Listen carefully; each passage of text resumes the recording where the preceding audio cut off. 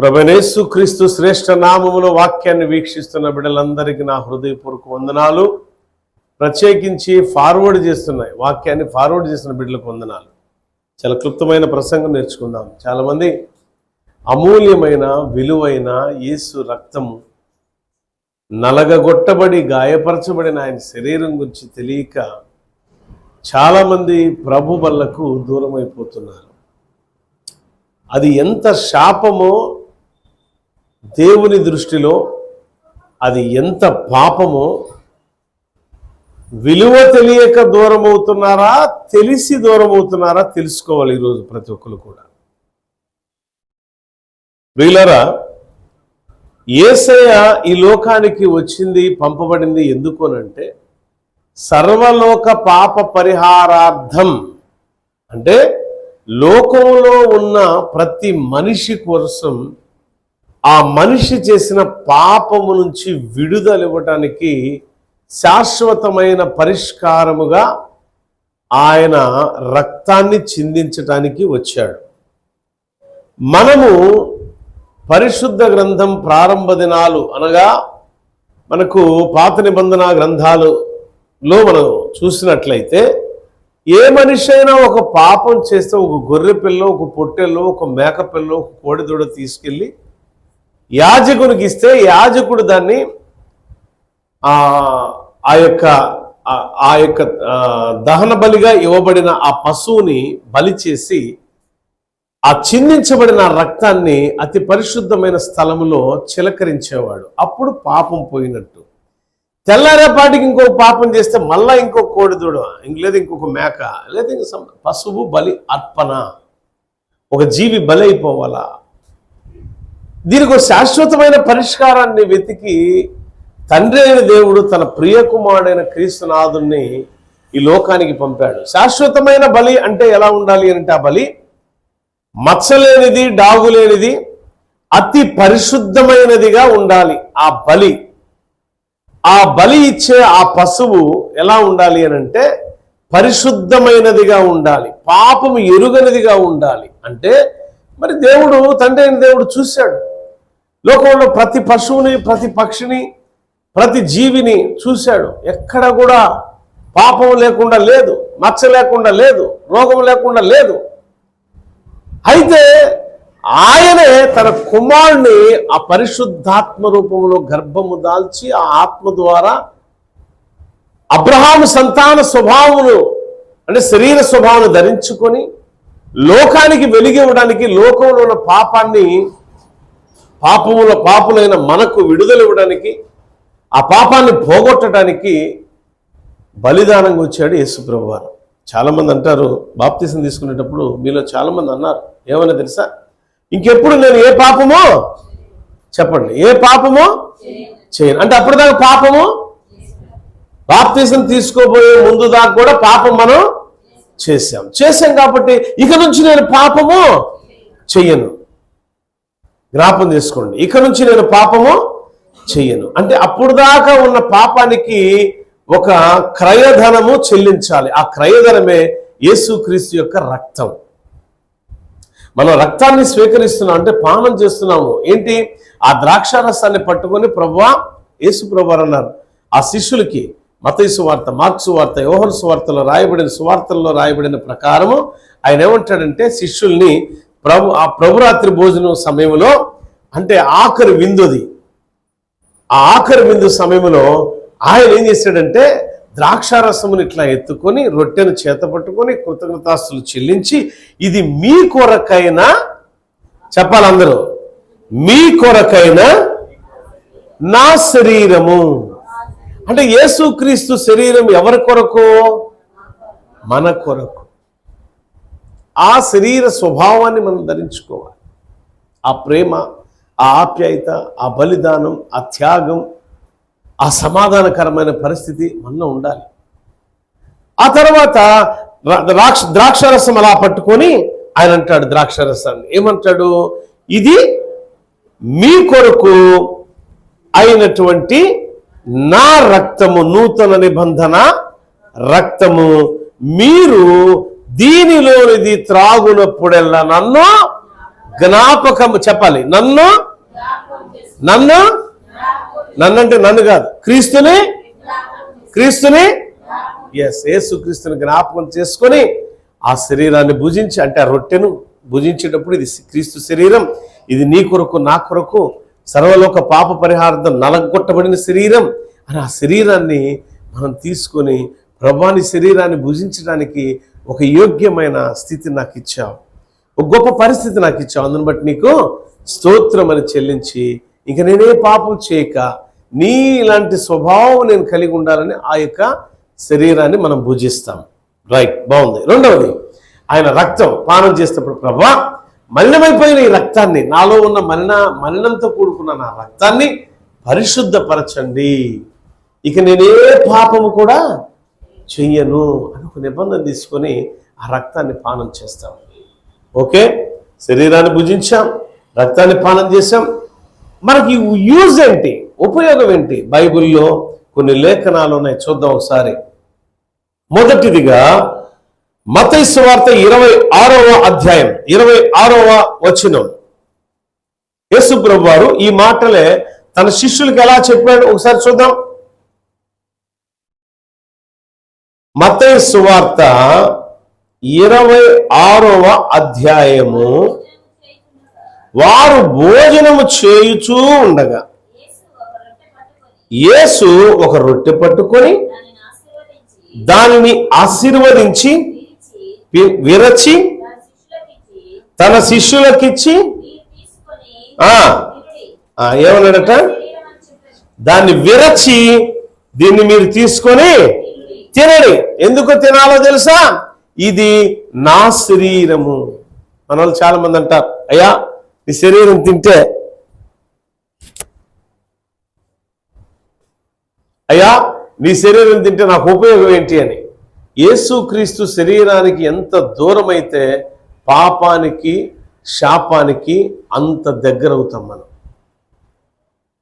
నువ్వు ఈరోజు ప్రభు బల్లకు దూరం అయ్యావంటే నువ్వెంత పాపమో ఎంతో శాపానికి నువ్వు దగ్గరైపోయావు.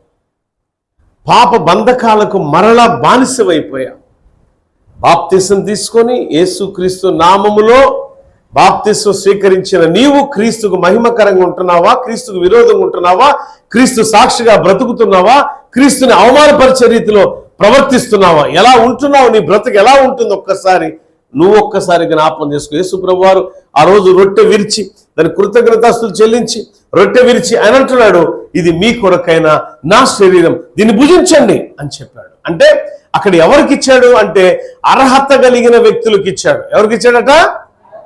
అర్హత కలిగిన వారు. ఎవరు వీళ్ళంటే యేసునందు విశ్వాసం ఉంచిన సమూహానికి, యేసును వెంబడించే సమూహానికి, యేసుతో బ్రతికే సమూహానికి యేసు ప్రభువారు ఇచ్చిన ఈ శరీరం లోకానుసారమైన శరీరం కాదు, ఇది లోకానుసారమైన రొట్టె కాదు, ఇది నిత్య జీవానికి అర్హతనిచ్చే శరీరమును భుజించే అర్హత ఎవరికి ఇచ్చారంటే ఆయనను వెంబడించే వారికి ఇచ్చాడు. ఎవడు పడితే వాడు తీసుకోరు, ఎవడు పడితే వాడికి ఇవ్వడం. ఆయనతో ఉన్న వారికి, ఆయనతో నడిచే వారికి, ఆయనతో కలిసి బ్రతికే వారికి ప్రభువారు ఆయన శరీరాన్ని ఇచ్చి భుజించండి అన్నాడు. అంటే ఇప్పుడు ఇక్కడ మందిరంలో మనం ప్రభు బల్లలో మనం ఏం చేస్తూ ఉంటాము అని అంటే ఒకటి చేస్తాం, ఏదో పాస్టర్ గారు ప్రార్థన చేసి ఇచ్చాడు కదా ఆ విరిచి తినేసేద్దాం. ఇది రొట్టె కాదు నువ్వు తింటుంది బిడ్డలారా, దేవుని శరీరం అని జ్ఞాపకం చేసుకో. ఎలా ఉందో తెలుసా? ఆ శరీరం ఎలాంటిదో తెలుసా? నీ కోసం నలగొట్టబడింది, నీ కోసం త్యాగం చేయబడింది, నీ కోసం అనేక రకాలుగా నలిగిపోయింది. ఆ శరీరం నాగరసాల వల్ల దున్నబడిన శరీరం నీ కోసం, నీ పాపం కోసం, నీ శాపం నుంచి నీకు విడుదల ఇవ్వటం కోసం క్రీస్తు ప్రభువారు ఆ శరీరాన్ని త్యాగం చేశాడు. నీ శరీరంతో కనీసం ఒక పనన్న దేవునికి మహిమకరంగా చేస్తున్నావా? దేవుని స్తుతిస్తున్నావా? దేవుని ఆరాధిస్తున్నావా? దేవుని ప్రార్థన చేస్తున్నావా? దేవునికి మహిమకరంగా జీవిస్తున్నావా? ఎప్పుడు చూసినా సరే దేవునికి అసహ్యమైన కార్యాలు నీ దేహములో నిక్షిప్తమై ఉన్నాయి. రాను రాను రాను రాను ఎలా ఉండిద్దంటే పాపాన్ని ప్రేమిస్తున్నావు, దేవుని కాదు. శాపాన్ని కౌగులించుకుంటున్నావు, దేవుని కాదు. అసలు ప్రభు బల్ల అంటే క్రీస్తు శరీరం అంటే, క్రీస్తు రక్తం అంటే ఏమనుకున్నాం? అపవిత్రమైన కార్యాలు చేసి వచ్చి ఊరక రొట్టె తయారు చేసేది బాగుందా, టేస్టీగా ఉందా తినేది కాదు. క్రీస్తు శరీరాన్ని భుజించే అర్హత దేవుడు నీకు ఇచ్చాడంటే, అక్కడ శిష్యులకు ఇచ్చాడంటే కారణం ఒకటే, క్రీస్తు కోసం వారు బలిదానం అవడానికి కూడా సిద్ధపడిన యోధులని యేసయ్య ఎరిగి ఉన్నాడు వారిని. ఈరోజు క్రీస్తు కోసం బలిదానం అయిపోమని నేను చెప్పడం లేదు, కానీ క్రీస్తు కొరకు ప్రాణము పోయేంత వరకు నమ్మకంగా జీవించే వ్యక్తులు కాబట్టే వారు ఆయన శరీరాన్ని భుజించటానికి అర్హత సంపాదించుకున్నారు. చూడండి 26వ వచనం, మత్తయి సువార్త 26వ అధ్యాయం 26వ వచనం మరొకసారి. తన శిష్యులకు ఇచ్చి, మీరు తీసుకొని తినుడి, ఇది నా శరీరం అని చెప్పాను. మరియు ఆయన గిన్నె పట్టుకొని కృతజ్ఞతాస్తులు చెల్లించి వారికి ఇచ్చి, దీనిలోనిది మీరును త్రాగుడే, ఇది నా రక్తం. రక్తం ఏం దేనికి గుర్తట? ఇక్కడ చెప్తున్నాడు, నా రక్తం అంటే పాప క్షమాపణ నిమిత్తం అనేకుల కొరకు చిందించబడిన నిబంధన రక్తం, నూతన నిబంధన రక్తం ఇది.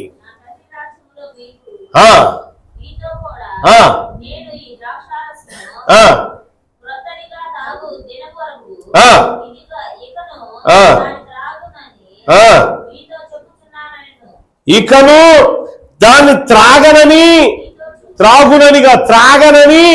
మీ అంటే దేవుని నిబంధన ఏంటి? శిష్యులతో చెప్తున్నాడు. ప్రభువారు ఏమనంటాడు తెలుసా? ఇదిగో ఈ క్రొత్త నిబంధన రక్తము మరలా తండ్రి రాజ్యములో మీరు నాతో కలిసి త్రాగేంత వరకు నేను త్రాగను, తీసుకుండని ఇచ్చాడు. ఎంత గొప్ప కమిట్మెంట్ శిష్యులతో. ఆయన వెంబడించే వారి పట్ల ఆయనకున్న కమిట్మెంట్ ఎలాంటిదో తెలుసా? తనతో కలిసి నివాసం చేయాలి వీరని. ఎంత గొప్ప ఉద్దేశం! పాపుల్ని తనతో కలిసి నివాసం చేసే అంత గొప్ప ప్రక్రియ దేవుడు ఆలోచన చేసి ఉన్నాడు. బిడ్డలారా, మనం ఏదో రొట్టె తీసుకుంటున్నాం, మనం ఏదో ద్రాక్ష రసం తాగేస్తున్నాం, గుట్ట అరే ఈరోజు రాత్రి ద్రాక్ష కొద్ది పొల్లగా ఉందా, ఈరోజు కొద్ది తీగ ఉందా, ఈరోజు రొట్టె చప్పగా ఉందా, ఇది కాదు లెక్క. అసలు ఆ క్రీస్తు శరీరాన్ని భుజించే అర్హత క్రీస్తు నీకు ఇచ్చాడే, అది గొప్ప. ఆ అర్హతలో యోగ్యమైన స్థితి నీకు దేవుడు ఇచ్చాడు, అది గొప్ప. ఆ యోగ్యమైన స్థితి ఎవరికి ఇస్తాడు దేవుడు? ఆయన వెంబడించే వారికి. ఇప్పుడు శిష్యులు వెంబడిస్తున్నారు లేదా? వెంబడించారు. క్రీస్తు కొరకు క్రీస్తు నామములో ప్రాణం ఇచ్చారు.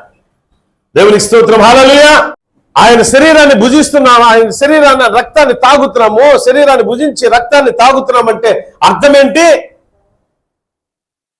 మనం రొట్టె తింటున్నాం, ద్రాక్ష రసము తాగుతున్నాం, ఇది కాదు. లేఖనం ఏం చెప్తుంది ఇక్కడ? పేతురయ్య యేసుక్రీస్తుని వెంబడించిన వాడు, క్రీస్తు కోసం తన ప్రాణాన్ని త్యాగం చేసిన వాడు, క్రీస్తు కోసం బ్రతికిన వాడు చెప్తున్న మాట సంఘానికి. చెదిరిపోయిన విశ్వాసులు చెప్తున్న మాట చూడండి. ఆ మాట ఏముందో? ఆఖరి మాటలు 2వ వచనాలు చూడండి. 2వ అధ్యాయం ఆఖరి 2 వచనాలు. వారు నీతి మార్గమును అనుభవపూర్వకముగా, ఏంటంటే అనుభవపూర్వక అంటే నీతి మార్గం ఎలా ఉండిద్దో, యేసుక్రీస్తు మార్గం ఎలా ఉండిద్దో, సత్యవంతుని యొక్క మార్గం ఎలా ఉండిద్దో దాన్ని అనుభవపూర్వకంగా తెలుసుకొని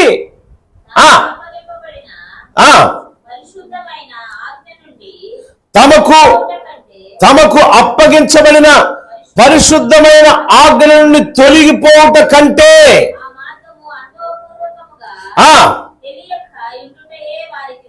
దేవునికి స్తోత్రం, హల్లెలూయా.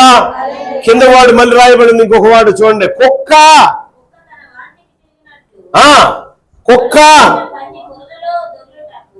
కుక్క తన వాంతికి తిరిగినట్లును కడగబడిన పంది బురదలో దొర్లాటకు మళ్ళీ వెళ్ళినట్టు. అంటే ఏంటిది? యేసుక్రీస్తు నమ్మావు, బాప్తిసం తీసుకున్నావు, మళ్ళా పాపంలో పరిగి మునుపటి కంటే ఎక్కువ పాపం చేయడానికి కానీ నువ్వు బాప్తిసం తీసుకుందే. ఎవరు తీసుకోమన్నారు బాప్తిసం? చాలా మంది అంటారు కదా, కొంతమంది సోదరులు బలవంత బాప్తిసాలు ఎవడు ఇవ్వడం, బలవంతంగా ఎవడు బాప్తిసాలు ఇవ్వలా. నేను ఇంతవరకు ఎప్పుడు జీవితంలో బలవంత బాప్తిసాలు ఇవ్వను కూడా. అయ్యా, నా పాపాన్ని నేను ఒప్పుకొని ఓ పరిశుద్ధమైన జీవితాన్ని జీవించాలనుకుంటున్నాను, నాకు క్రీస్తు నామమున బాప్తిసం ఇవ్వమని వచ్చిన వ్యక్తికి మేము బాప్తిసం ఇస్తాం. వాడు దొంగ గతకాలం, వాడు వ్యభిచారి గతకాలం, వాడు మోసగారి గతకాలం, లోకంలో పట్టిన పీడ లాంటి వాడు గతకాలం. కానీ పరిశుద్ధమైన జీవితాన్ని జీవించటానికి, క్రీస్తు నామాన్ని అంగీకరించి ఒప్పుకొని ప్రార్థన చేయించుకోవడానికి వచ్చి ప్రార్థనాపూర్వకముగా రక్షణ అనుభవాన్ని తెలుసుకొని, ఈ రక్షణ అనుభవం నాకు కావాలి, ఇదే జీవిత సత్యమని ఎరిగి నమ్మి బాప్తిసం పొందుకొని నీతి మార్గం యొక్క విలువను తెలుసుకొని ఇటు వెళ్తున్నాడట, అనుభవపూర్వకంగా తెలుసుకొని మరలా మార్గం తప్పి, చూడండి కుక్క వాంతి చేసుకునేది, ఆ వాంతి దగ్గరికే మళ్ళీ వెళ్ళి గతికిద్ది. అది ఆ కుక్క కంటే నీచమైన బతుకునేది. ఎవరైతే ప్రభు బల్లకు దూరం అయిపోతున్నారో అటువంటి వారందరూ కూడా వాళ్ళే. ఎవరైతే ప్రభు బల్లను దూరం చేసుకుంటారంటే క్రీస్తు నామాన్ని అవమానపరిచిన వ్యక్తులే. వాళ్ళు ఎటువంటి వారో చెప్తున్నాడు ఇక్కడ. కుక్క వాంతి గతికిన వారితో సమానం. కొంతమంది బాధ కలిగి ఉండొచ్చు, of course, I don't care. వాక్యమే ట్రూత్, వాక్యమే సత్యం, వాక్యమే జీవం. ఆ వాక్యం నేను బ్రతికించింది, ఆ వాక్యం నేను సరిచేసింది, ఆ వాక్యం సరైన మార్గంలో నడిపించింది. ఆ వాక్యం కాదు అని అనుకుంటే నువ్వు దొంగదానివే, దొంగోడివే. ఆ వాక్యం కాదంటే వేషధారినే కలిగిన జీవితమే, వేషధారి కలిగిన జీవితమే నీ బతుకు. సో అందుకని ఏం చేయాలి తెలుసా, మనం అనుభవపూర్వకంగా ఏ నీతి మార్గాన్ని అయితే తెలుసుకున్నామో ఆ మార్గంలో నడవాలండి. ఆ మార్గం సత్యవంతమైన మార్గాన్ని విడిచిపెట్టడానికి ఎంత మాత్రమే ఇష్టపడకూడదు. అంటే అర్థమైంది తెలుసా, ప్రభు శరీరాన్ని భుజించటానికి మనం దూరమయ్యావంటే ఏంటి? మళ్ళా పాపం నువ్వు, కక్కిన వాంతిని మరలా నువ్వు, శుభ్రం చేయబడిన పంది పిల్ల మళ్ళీ అంటే శుభ్రం చేయబడ్డావు కదా. క్రీస్తు రక్తం విలువైనది, అమూల్యమైన రక్తంలో కడుగబడిన నీవు మరలా ఏం చేస్తున్నావు? మరలా ఆ పందిలాగా పొరిలాడుతున్నావు. ఛీ, ఏంటి బతుకు ఇది? నీ బతుకెంత? 60 సంవత్సరాలు 70 సంవత్సరాలు బతుకుతావు, లేదు 80 సంవత్సరాలు లాభం. నువ్వు బాగా దీర్ఘాయుష్మంతుడు, అబ్బా ఇప్పుడే తలుచుకున్నానా నీకు 100 ఏళ్ళు అని అంట. 100 ఏళ్ళు ఓకే. ఈ 100 ఏళ్ళు నువ్వు సాధించిందేంటి? క్రీస్తు నామాన్ని అవమానపరచడానికా? యేసుక్రీస్తు నామంలో బాప్తిసం తీసుకుంది క్రీస్తు నామంలో అవమానపరచడానికా? ఏదో రొట్టె తింటున్నావు, ద్రాక్షారసం తాగుతున్నావు అని అనుకుంటున్నాయి కాదు. బిడ్డలారా జ్ఞాపం చేసుకోండి, క్రీస్తును వెంబడించాలి, క్రీస్తు కొరకు బ్రతకాలి, క్రీస్తుతో నివాసం చేయాలి, క్రీస్తు ఇచ్చిన రక్షణ అనుభవంలో నడుచుకోవాలి. మనం ఇది సత్యవంతమైన మార్గం అని ఎరిగి ఉన్నారు శిష్యులు. అందుకే వారికి ఆ రొట్టె ఇవ్వగానే మీరు గమనించాలి, ఆ రొట్టె విరిచి ఇది నా శరీరం అని చెప్పినప్పుడు అది భుజించడానికి అర్హత సంపాదించుకున్నారంటే వాళ్ళ జీవితాన్ని ఒకసారి పరిశీలన చేయండి. లాస్ట్ బ్రీత్ అంటే శ్వాస ఆగిపోయేంత వరకు క్రీస్తు కోసం బ్రతికారు వాళ్ళు. అలా బ్రతుకుతున్నావా? ఒక వారం వస్తే 4 వారాలు మానేస్తావు. ప్రభు బలంటే అంత చులకనా? యోగ్యమైన పరిస్థితి ప్రభు నీకు ఇస్తుంటే దాన్ని నెట్టి వేస్తావా? మనోళ్ళు ఇంకొక మాట అంటారు, అహంకారంతో నెట్టి వేస్తుంటే దేవుని యొక్క శరీరాన్ని, దేవుని యొక్క రక్తాన్ని. ఇంకొక మాట అంటారు, అది మీకు తెలుసు బాగా, నేను అనలే. కానీ దేవుడు అంటే అంత చులకనా? చులకనాయనా యేసయ్య ప్రేమ నీకు లోకువాయనా, యేసయ్య దీర్ఘ శాంతము గత కాలమందు యేసు రాక జరిగి ఉంటే, గత కాలమందు యేసు రాక జరిగి ఉంటే నీ స్థితి ఏమౌను, ఆస్తే మౌను, సంఘమే మౌను, నీ సమస్తే మౌను. గ్రహించినావా ఎప్పుడైనా చులకనాయనా యేసయ్య ప్రేమ నీకు లోకువాయనా, యేసయ్య దీర్ఘ శాంతము. హల్లెలూయా. చులకన చేయొద్దు, దేవుని దీర్ఘ శాంతం. శాపానికి గురవద్దు. బాప్తిసం తీసుకుని అబద్ధ బ్రతుకులు మీరు బ్రతకొద్దు. బాప్తిసం తీసుకొని ప్రభు బల్లకు దూరం కావద్దు, లేని శాపాన్ని మరలా తెచ్చుకోవద్దు. అంగలార్చిన అంగలార్పు దేవుడు కూడా వినడిక. దేవుణ్ణి నువ్వు అవమానపరిచి దేవుని రొట్టెను దూరం చేసుకొని, దేవుని రక్తాన్ని దూరం చేసుకొని ఏది ఉద్ధరిద్దాం అనుకుంటున్నావు ఈ లోకంలో? నీ రక్తములంతా చెడే. రక్తము అంటే ప్రాణము అని అర్థం. క్రీస్తు నీ కొరకు నా ప్రాణం ఇస్తే క్రీస్తు కొరకు నువ్వేమిచ్చావు? నువ్వేమిస్తున్నావు? కనీసం స్తుతి అర్పణ చెల్లిస్తున్నావా? కనీసం కృతజ్ఞత చెల్లిస్తున్నావా? ఏం చేస్తున్నావు అక్కాయలు? చెప్పండి ఒకసారి. మీరు ఏదన్నా చేస్తున్నారా? మిమ్మల్ని మీరు పరిశీలన చేసుకోండి. యేసు క్రీస్తు యొక్క శరీరాన్ని భుజించి ఆయన రక్తాన్ని పానం చేయటం ద్వారా మొట్టమొదట కలిగేది ఏంటంటే పాప క్షమాపణ. ఏం కలుగుతుంది మనకి? పాప క్షమాపణ. రక్తం వల్ల పాప క్షమాపణ కలిగి, ఆ పాప క్షమాపణ వల్ల రక్షణ మనకు దేవుడిస్తాడు, సమాధానం దేవుడిస్తాడు. యేసుక్రీస్తు యొక్క శరీరాన్ని ఆయన రక్తాన్ని పానం చేయడం వల్ల నిత్య జీవాన్ని ఇస్తాడు ప్రభువారు. ఏమిస్తాడట? నిత్య జీవాన్ని ఇస్తాడు. దాన్ని అయోగ్యంగా పట్టుకుంటే ఎలాంటి పరిస్థితులు అవుతాయో ఒక్కసారి చూద్దాం. 11వ అధ్యాయము కొరింథీయులకు రాసిన పత్రిక 26వ వచనం నుంచి మనం ధ్యానం చేద్దాం. 1 కొరింథీయులు 11వ అధ్యాయం చూడండి ఒకసారి. 26వ వచనం నుంచి చూద్దాం.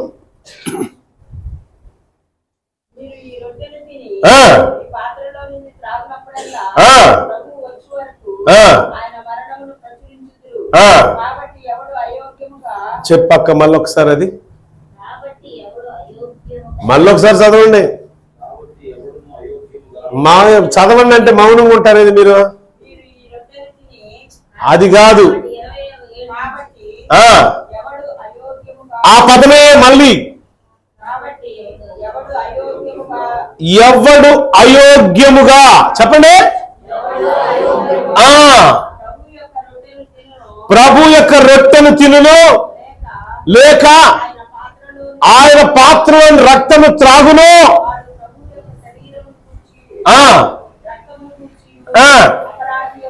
అమ్మ నేరస్తుడు.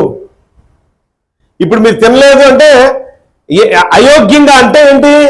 యోగ్యమైన ప్రవర్తన లేకుండా, క్రీస్తుని వెంబడించకుండా, క్రీస్తు వలె బ్రతకకుండా, క్రీస్తు వరకు జీవించకుండా, నామకార్థ వేషధారణ, విషముతో కూడుకున్న మనసు నువ్వు కలిగి ఆ రొట్టె తిన్నావా, ఆ ద్రాక్షారసం తాగావా, చచ్చేవే. ఇది చెప్తుంది దేవుని వాక్యం. నీకు రోగాలు ఎందుకు వస్తున్నాయో తెలుసా? రోగాలు ఎందుకు వస్తున్నాయో తెలుసా? నీ అయోగ్యమైన ప్రవర్తన. విలువైన వ్యక్తులు ఒక్కళ్ళు ఇద్దరున్న చాలండి సంఘంలో. క్రీస్తు విలువ తెలియని వాడు 100 మంది ఉన్నా, క్రీస్తు విలువ తెలిసిన వాళ్ళు ఒక్కళ్ళిద్దరున్నా చాలా, సంఘం దీవించబడినట్టే.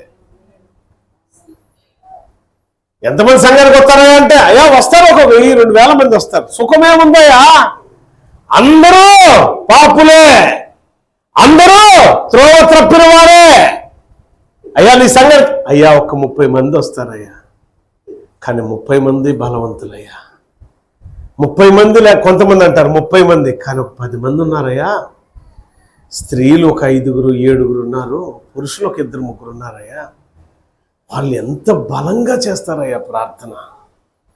దేవుని కొరకు తమ ప్రాణాలైనా అర్పించే యోధురాలుగా నా సంఘం ఉన్నదని గర్వంగా చెప్పుకోవాలి సేవకుడు. మీరు చేసే తప్పుడు పనులు, తప్పుడు ఆలోచనలు, తప్పుడు ప్రవర్తన, తప్పుడు తలంపులు, తప్పుడు చూపులు, విషపు చూపులు దేవునికి ఎంత అయోగ్యంగా ఉన్నాయో తెలుసా? అంటే రొట్టె కూడా మీరు ముట్టుకోవడానికి, కనీసం టచ్ చేయడానికి కూడా మీరు అర్హత లేని వ్యక్తులే.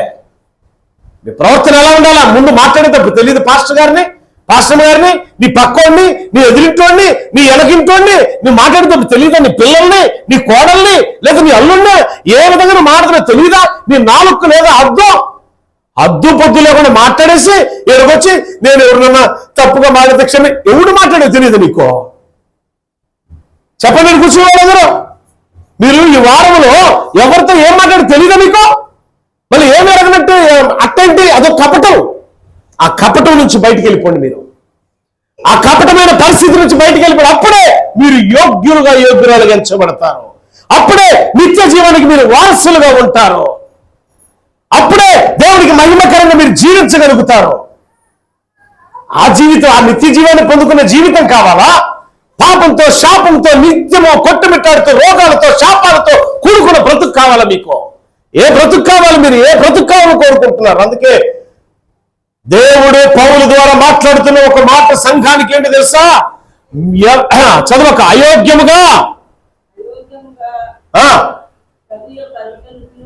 అయోగ్యమనే మాటకి అర్థం ఎంతమంది తెలుసు? ఇప్పుడు విశ్వాసం లేకుండా, దేవుని వైపు చూడకుండా, దేవుని వలె ప్రవర్తించకుండా, దేవుని మార్గంలో నడవకుండా, దేవునికి విరుద్ధంగా నడిచేవాడు అయోగ్యుడు. ఆ అయోగ్యమైన వారి గురించి ఏమని మాట్లాడుతుంది వాక్యం? చదవక ఇప్పుడు.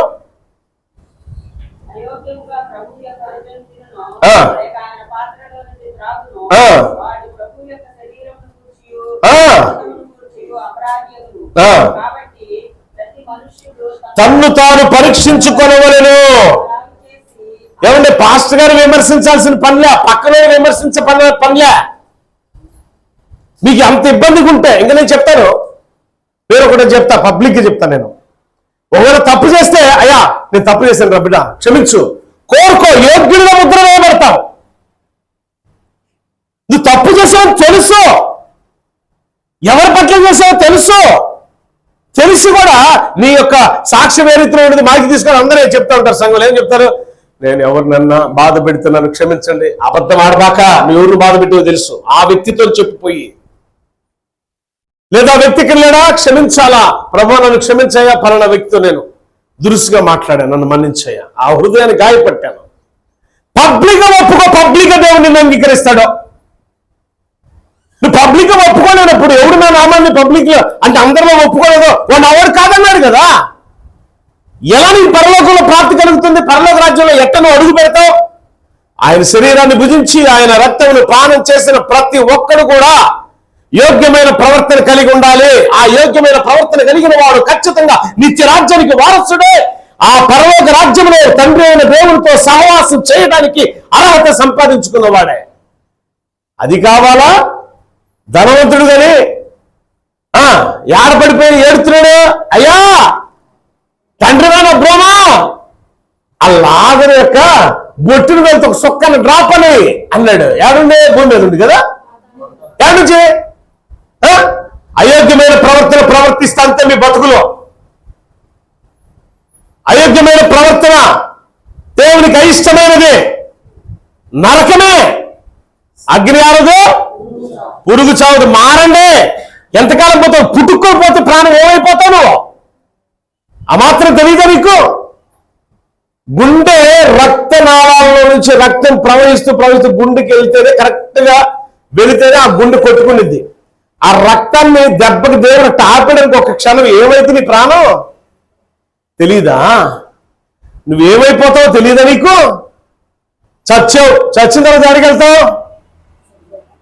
చక్కగా నిత్య జీవం పొందుకుంటావు కదా. నువ్వు చేసిన పాపాలకి, నువ్వు చేసిన మోసాలకి అన్ని అబద్ధాలే. ఎక్కడ కూర్చొని సాక్ష్యం చెప్తావు, దేవా నువ్వు నాకు అది ఇస్తే నేను ఇది ఇస్తా.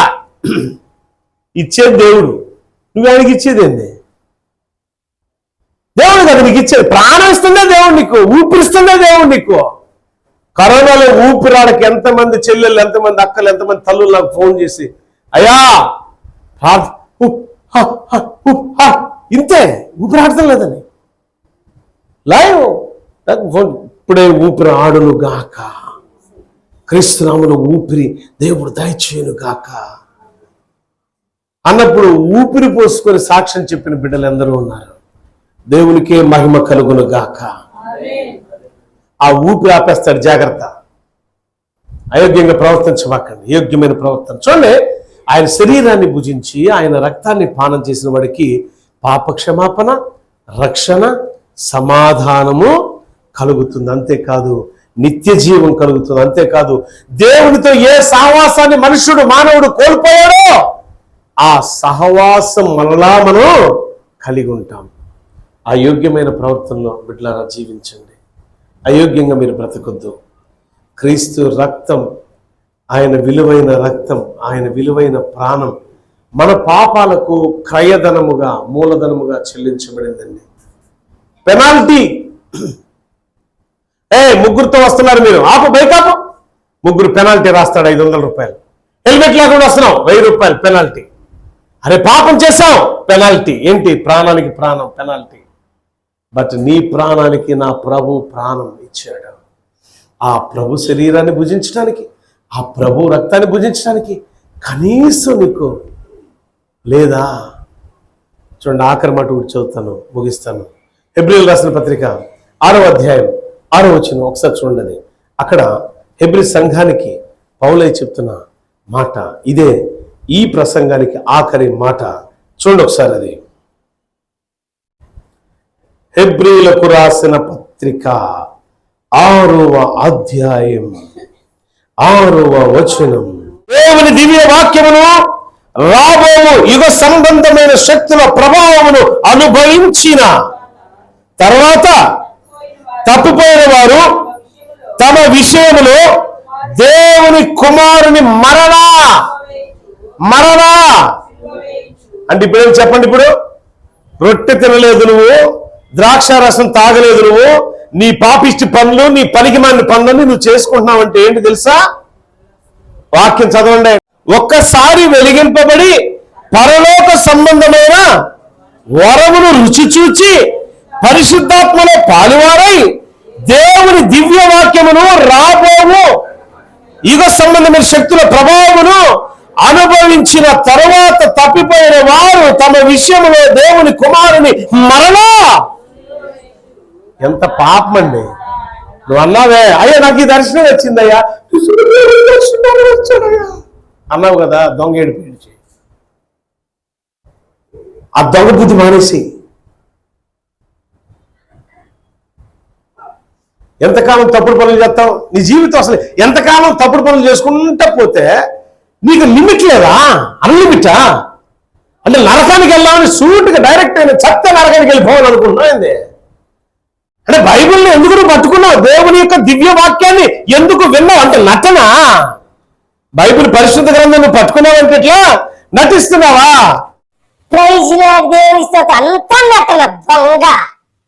నాలుగు దేవుడు కోసేస్తాడు నిన్ను.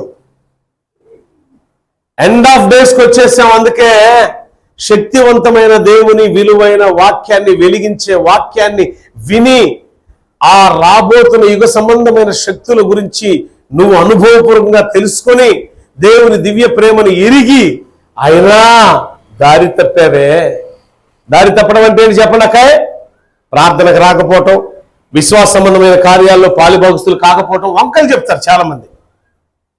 ఈరోజు మా చెల్లె మంచి పని చేసింది, వచ్చిన చుట్టాలను కూడా తీసుకొచ్చింది. దేవుని స్తోత్రం, హల్లెలూయా. కొంతమంది ఏం చేస్తారు, సొట్ట పీకలు వచ్చారు కదా, నాయన ఆదివారం వాళ్ళు కూడా, అమ్మ మిమ్మల్ని అట్లే తల్లి, కొంతమంది ఆదివారం వచ్చారు, వాళ్ళు కూడా వాక్యం వినిపిద్దాం.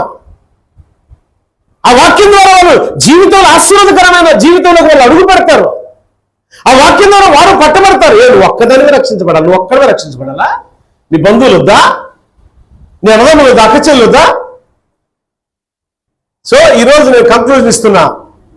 క్రీస్తు శరీరాన్ని భుజించాలి అనంటే క్రీస్తుని వెంబడించాలి.